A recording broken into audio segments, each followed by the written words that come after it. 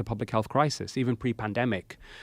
One estimate from Peter Gosha, who's a co-founder of the very prestigious independent Cochrane collaboration, in the BMJ, suggests that the third most common cause of death now globally, after heart disease and cancer, is prescribed medications.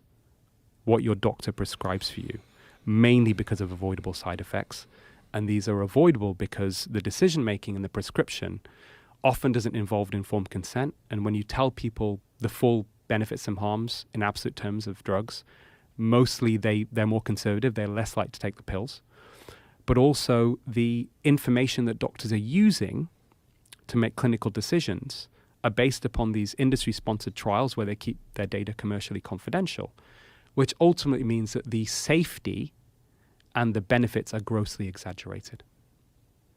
Yeah, John Abramson explained to me how peer review is done on trials that are coming straight from pharmaceutical drug companies, that you don't really get access to the data itself. You get access to the pharmaceutical company's analysis of that data. Yes, that's absolutely true. So that sounds insane. It is completely insane. Completely insane. That sounds so obviously compromised.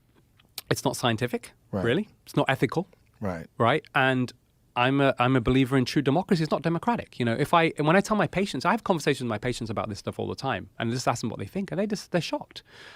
Most doctors, even I was not aware of this, Joe, until I really looked into it properly. You know, I was just the conventional doctor doing his job who took the publications in the Lancet, in the New England Journal of Medicine, you know, as gospel truth, biblical gospel truth, never questioned it. And now, you know, I look to people like John Ioannidis, who you may be familiar with. So he's a professor of medicine at Stanford. He's the most cited medical researcher in the world. You know, he's considered a medical genius, very high in scientific integrity. And he wrote a paper, 2006, I think it was, in PLOS One, which was entitled Why Most Published Research Findings Are False. And one of the things he writes in there with his own mathematical modeling of the reliability of research, and this is fascinating, he says, the greater the financial interests in a given field, the less likely the research findings are to be true. Wow. So in your estimation, is this just a fundamental aspect of unchecked power and influence where the industry exists primarily to make money? They provide these drugs, many of them are beneficial, but their overall goal is not public health. Their overall goal is making exorbitant amounts of money. They have a responsibility to their shareholders. They have a responsibility to the corporation, and that responsibility is to make more money. And they will do what it takes to do that, including compromising physicians, compromising researchers, compromising journals, and that this is just, there's not a lot of recourse for the person like yourself that steps out. You stick your neck out there and you get attacked. And fortunately for you, you had all your bases covered and the data was so obvious that you were able to survive this. But for the most part, most physicians, most doctors, most clinicians, they don't want to get involved in that. And so they toe the line. Yep. I think you've hit the nail on the head. So let's give it some context here as well. So yes, legal responsibility to provide profit for shareholders, not to give you the best treatment. But the real scandals are that those with a responsibility, Joe, to scientific integrity, academic institutions, doctors, medical journals, collude with industry for financial gain. And quite often, and I know you discussed, you know, in detail around the whole Vioxx scandal with John, but quite often the way that these big corporations operate as legal entities, I'm not pointing fingers at people within them. You know, I met Pascal Sauteris. I had dinner with him, who's the CEO of AstraZeneca. You know, he even sent me a book afterwards, you know, to my home address. He knows where I live, so I better be careful. But he seemed like a nice guy, right? But in their roles, they are only responsible to their shareholders. But the problem is, and we see this historically, is quite often, and Dr. Robert Hare is a forensic psychologist who was behind the original international, we call DSM criteria for psychopathy. And he says that as these legal entities quite often in the way they conduct their business actually fulfill the criteria for psychopath. So callous unconcern for the feelings of others, incapacity to experience guilt, deceitfulness, conning others for profit.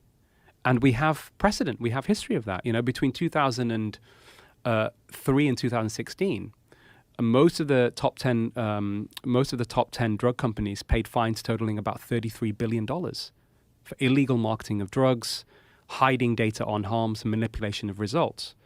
And and when those crimes were committed, in most cases they end up making more profit from sales of the drugs than they do from the fines. Like Vioxx. So there's no incentive to stop doing what they're doing. Right. And ultimately, the patients suffer. But I don't want to throw the baby out with the bathwater here, because someone might say, well, hold on, Dr. Malhotra, but aren't the drug industry responsible for all these life-saving treatments and blah, blah? And yes, they are. But the question is, what is the net effect of them? So if you look at in the last 20 years, so I'll just give you some examples here. Between 2000 and 2008, of the 667 drugs approved by the FDA, only 75% of them were found to be copies of old ones. So the drug companies will change a few molecules here and there on an old drug, rebrand it, rename it, patent it, make lots of money, and then they move on to the next one, right? So there's huge waste. Only 11% of them were found to be truly innovative, as in a therapeutic clinical benefit over the previous drug. So there's all this waste. In France, something similar. Between 2000 and 2011, of almost 1,000 drugs were approved by their regulator. Again, most of them were copies of old ones. But about double the amount of drugs, Joe, 15% of those drugs were approved, were found to be more harmful than beneficial, compared to about 8% that were therapeutic benefits. So what does that mean when you look at it in its totality with the waste and the harm?